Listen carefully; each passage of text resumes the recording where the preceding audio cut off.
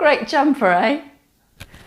I cut off this sleeve to make a jumper for my pumpkin, and I cut off this sleeve to make another pumpkin jumper.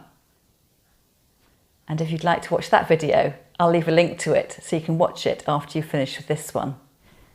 In this video, I'm going to cut off some more of my jumper to make another sweater pumpkin.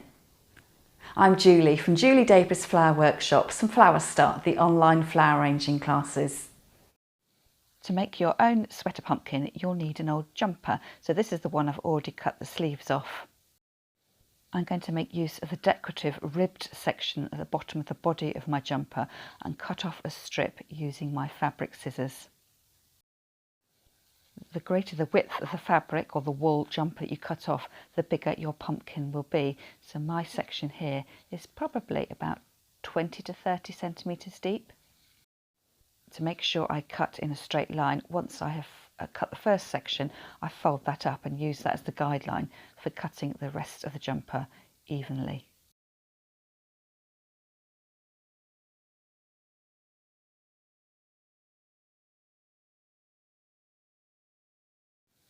I then cut down the side seams of the jumper so I've got enough fabric to make more than one sweater pumpkin. The seams of my jumper were quite knobbly and bulky, so really what you need to do is to cut either side of the stitch line so that you get rid of the chunky seam. This was the first jumper pumpkin that I made, and I made a small error, but it didn't affect the way the jumper pumpkin came together.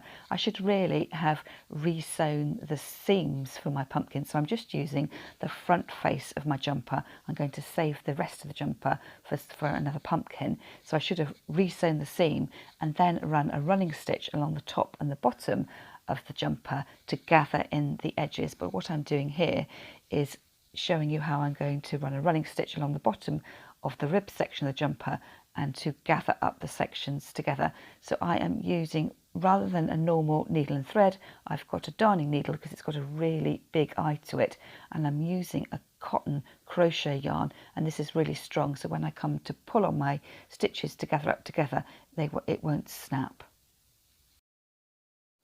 And continue stitching right the way across the bottom edge of your jumper, trying to make the stitches as even in length as you can. And when you've done the bottom row of stitching, do exactly the same thing on the top edge of your jumper. This next bit of the film shows you what I should have done first of all, and that was to fold the two edges of the jumper in half, putting right sides to right sides, in order that I can then do a running stitch along that short seam edge. And when I've done that, I should then have done my running stitch, my gathering stitch at the top and the bottom edge of the jumper, and then turn the jumper inside out, hiding the seam and making sure the good face of the jumper was showing.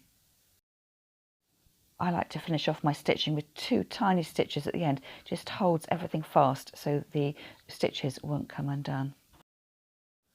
The next job is to gather up the base of the pumpkin. So what you see me doing here is pulling on the long length of thread to gather up the fabric. So you need to do this quite firmly, so in order that the fabric gathers, but not so firmly that you start to break your thread. And then what you see me doing here is redistributing the gathers. You want them evenly distributed around the pumpkin. You don't want one section that's really, really tightly gathered and one that's quite smooth. And you keep easing and adjusting, always keeping the tension on the thread, because eventually you want to make sure that the hole that you've got at the bottom of your pumpkin is as small as possible. You don't want your stuffing or whatever you're going to fill your pumpkin with to fall through the hole. So keep adjusting and pulling, and when you're happy with the look that you've got there and everything looks like it's nice and tight and secure, re-thread your needle and then stitch the threads to hold everything in place. Once you've secured this part of your pumpkin, you can then turn your jumper inside out. So you're putting the good side of the jumper on the outer edges, and then think about what you're going to fill the middle of your pumpkin with. For ease, I'm going to fill my pumpkin with the rest of my jumper, which seems to fit quite well. So I push that inside and then pull on the long string at the top of the pumpkin and do exactly the same thing that I did on the underside. This time I didn't cut off the cotton when I'd finished sewing, but I kept it on my needle and took the piece of thread to the underside of the pumpkin, and this is how I'm going to create my grooves, as you can see. So it starts to separate off the pumpkin into the little chunky bits around the edges. So I went out to one side and then I mirror that by going out to the other side. So it's almost as if I'd sewn a little loop at 3 o'clock and then a loop at 6 o'clock, and then with the leftover sections of the pumpkin, the top half and the bottom half, I divided those into 3, doing exactly the same thing. And every time I'd done a complete loop one side and then the other side, I gave it a couple little stitches in the middle just so it didn't slip apart. So just taking the needle all the way through, up through the centre of the pumpkin, out through the other side, pull it nice and tight so it does create a little groove, couple of stitches to hold in place, and then move on and create the other grooved sections around your pumpkin. And as you can see here, the more of the overstitching you do, going from the top of the pumpkin over the side and up through the bottom, the more distinct your pumpkin shape becomes. When you've finished sewing, your pumpkin will look something like this.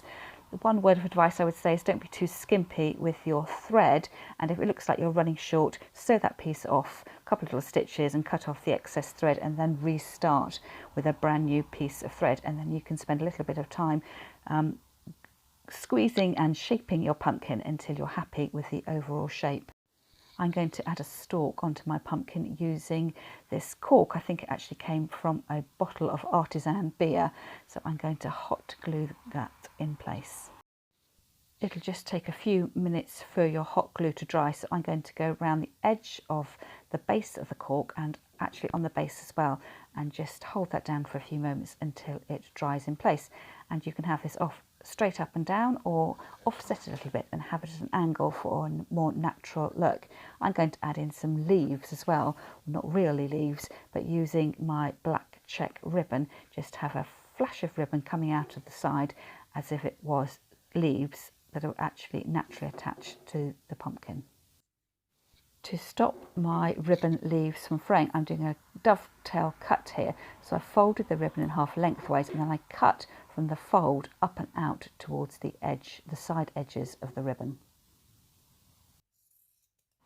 I then fold the ribbon in half lengthways and pinch it together in my hand, and I'm going to take a bit of the thread that I've got that I did my stitching around the pumpkin with, just to hold it in place, just to tighten it in place. So I'll wrap it around a few times and then tie it in a knot just so it will hold, and then I can glue it in position. And once my little ribbon leaf is glued in place, that's my sweater pumpkin finished.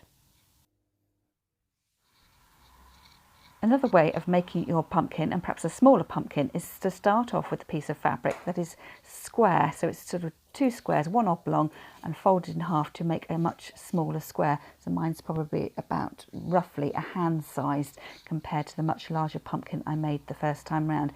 So it's exactly the same technique here, that you need to sew along the short edge to complete your circle of fabric, and then do a gathering stitch across the bottom and a gathering stitch across the top, and then I'm going to fill my pumpkin like I did before with the excess sections of jumper, but instead of sewing the segments in it, I'm going to use an elastic band or several elastic bands to make those lovely little sections rather than stitching it right the way through the middle.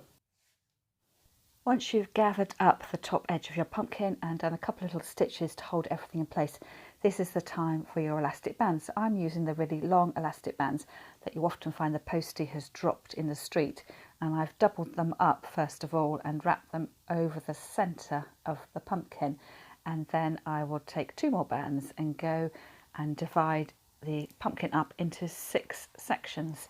So you just need to make sure you've got elastic bands with lots of stretch in them and they don't ping and break apart. You may need to play around with your pumpkin to get the little segments evenly placed, and to make sure when you're doubling up your elastic band you've only got one track of elastic band going around and you haven't accidentally split it, so it gives you more segments but which are less well defined. For my stalk here I'm going to use a cinnamon stick, but as I put it in my cinnamon stick broke, so I ended up putting it in two halves actually. As it turned out, I think it worked out quite well, so it wasn't too high and it was gave a nice sort of textured detail to the top of the pumpkin and also gave a lovely scent. And here are my two finished pumpkins side by side. So the bigger one with the stitching making the loops and grooves around the edge, and the smaller one with the elastic bands.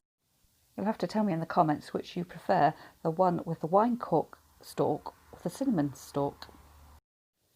I'm continuing my theme of saying no to orange pumpkins because they just scream Halloween, but I reckon these grey sweater pumpkins are really great for celebrating the whole of the autumn season and not just Halloween. I'll see you again next time.